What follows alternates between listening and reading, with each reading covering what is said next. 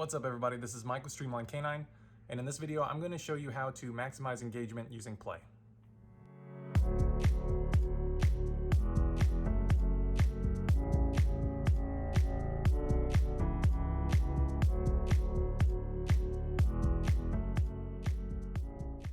So before I get into what I want to show you, before I get into the actual drills that I'm going to teach you, I want to go over real quickly why it's important that your dog has such a high level of motivation to want to interact with you.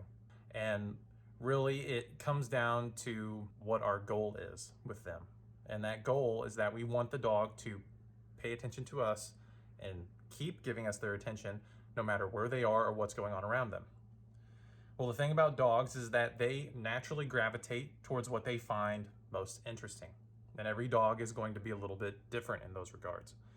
Some dogs are going to be really interested in other dogs. Other dogs are going to be interested in other people.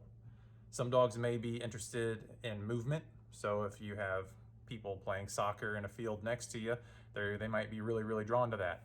Or bikes, or cars going by, that sort of thing.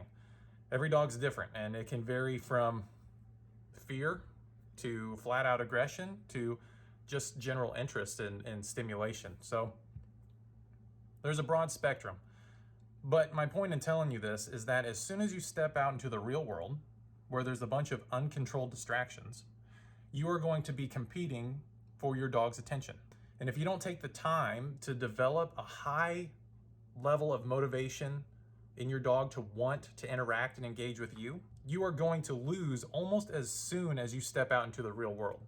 Almost as soon as they see something that they think is cooler than you, you are going to lose. And you're going to lose their attention, and you're not going to be successful in maintaining their attention either. So we have to take time ahead of time to teach the dog that you are the coolest thing in the area, and you always will be. The more motivated the dog is to want to interact with you, the easier getting and keeping their attention will be, even though there's other stuff going on around them.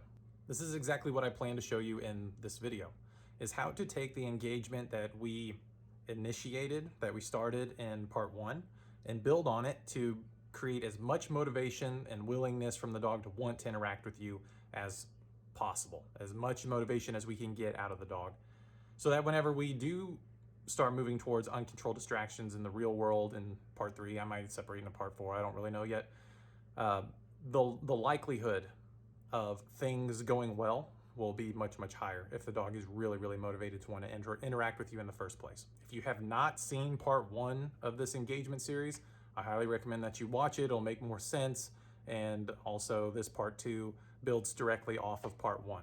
Another video that will be handy for this would be the feeding schedules video, and that's because one option you have and that a lot of pet dog owners will have to use is food. I'm going to show you how to play with food, how to create food chase games and get higher energy and intensity and motivation out of the dog that way. But if the dog is not motivated for food in the first place, it's not going to work. So you have to make sure that your feeding schedule is in place and to a point where the dog is hungry, their weight is healthy, and their food motivation is as high as you can create it just through their feeding habits. But for now, I think that's enough talking about it. Let's just get into it. The food chase game is very similar to the engagement drill that we did in part 1. But the main difference here is that whenever the dog gives you their attention, you are going to burst into movement and move away from them and keeping your hand low with food in it. Keep your hand low and keep moving away from them until they overtake your hand and take the food out of your hand.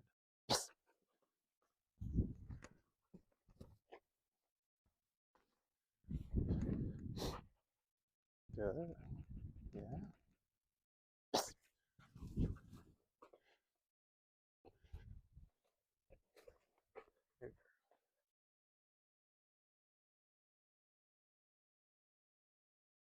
If your dog enjoys tugging and you want to use it as an engagement tool, I am all for it because that's my favorite way of doing it too, personally.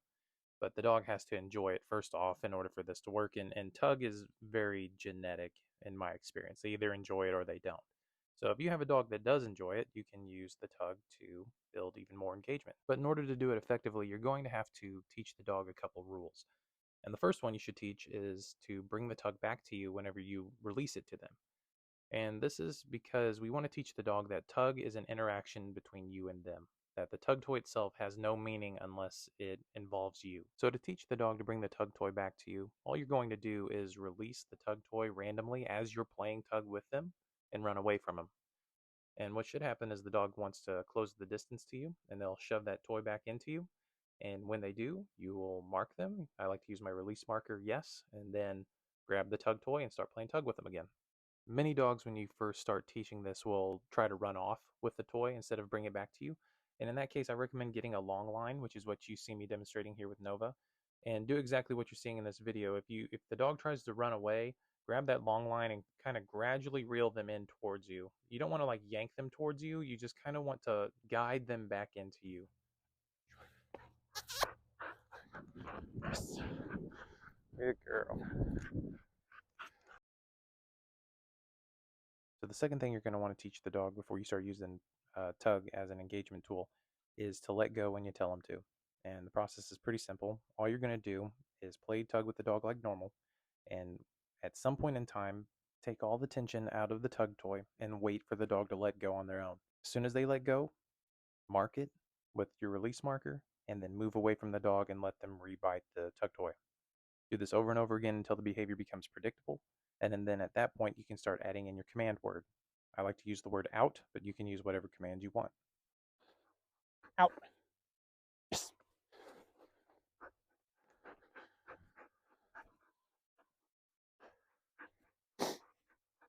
Out. Yes.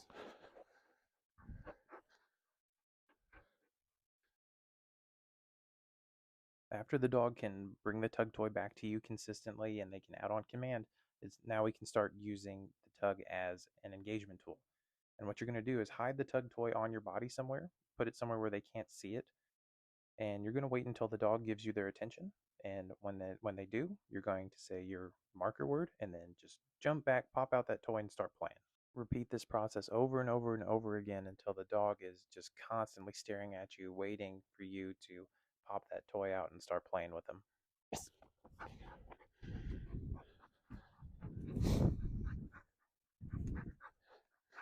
Out.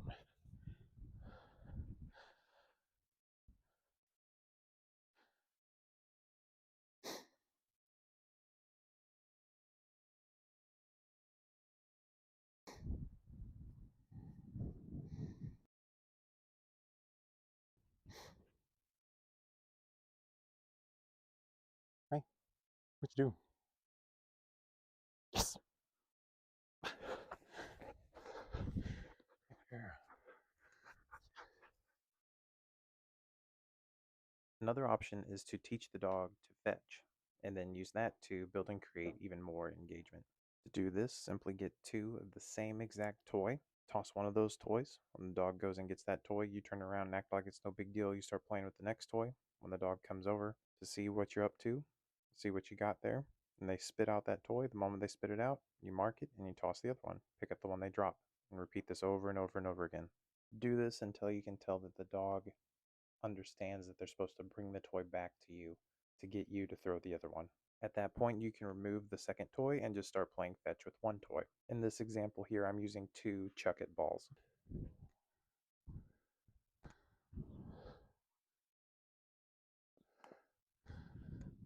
Yes. Yes. Once the dog clearly understands the idea of fetch, you can now start using it to build engagement. And to do that, it's the exact same as the tug toy example, except instead of having a tug toy hidden on your body, you're going to have a Chuck It ball or two, or whatever fetch item that you want to use. And whenever the dog gives you their attention, you're going to mark them and then pull that toy out and toss it for them. And then repeat this process over and over and over again. Yes. Yeah.